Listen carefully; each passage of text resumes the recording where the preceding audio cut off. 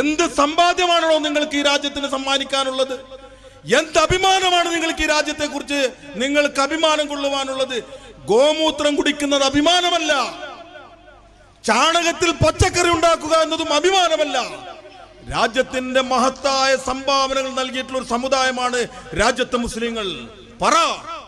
നിങ്ങൾ പറയൂ, ഈ രാജ്യത്തിന് നിങ്ങൾ എന്ത് സംഭാവന നൽകി? ഞങ്ങൾക്ക് പറയാൻ കഴിയും. കഴിഞ്ഞ ദിവസം ഓഗസ്റ്റ് 15-ാം തീയതി നരേന്ദ്രമോദി രാജ്യത്തെ അഭിസംബോധന ചെയ്ത് എവിടെ കയറി നിന്നുകൊണ്ടാണ്? എവിടെ കയറി നിന്നിട്ടോ?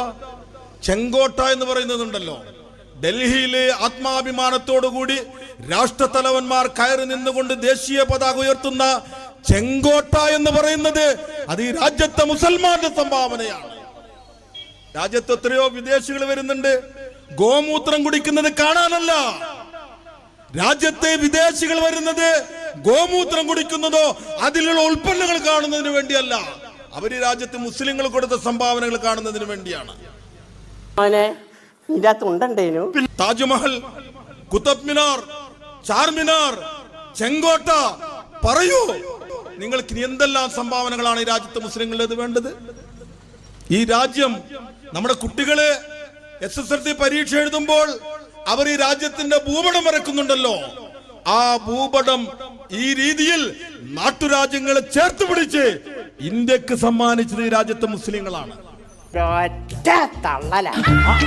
ഞങ്ങൾക്ക് പറയാനേറെയുണ്ട്, ആത്മാഭിമാനത്തോടു കൂടി വിളിച്ചു പറയാൻ ഏറെ സംഭാവനകൾ നൽകിയവരാണ് ഞങ്ങൾ. അതുകൊണ്ട് RSSകാരൻ നാഗ്പൂരിലെ ആലയങ്ങളിൽ നിന്ന് പടച്ചുവിടുന്ന നോട്ടീസിനനുസരിച്ച് ആര് പ്രവർത്തിച്ചാലും അതിനെ തടയുവാനുള്ള ആർജവും ചങ്കൂറ്റവും രാജ്യത്തെ ജനങ്ങൾക്ക് ഞങ്ങൾ സമ്മാനിച്ചു കൊണ്ടിരിക്കുകയാണ്.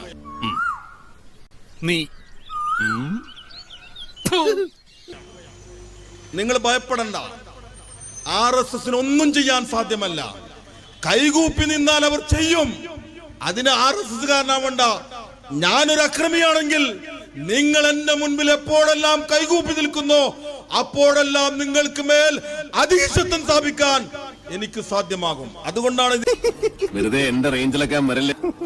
ഞാൻ പരിധി വിട്ടാൽ നിന്റെയൊക്കെ സിഗ്നല് പോകും കേട്ടോ. 3 മാ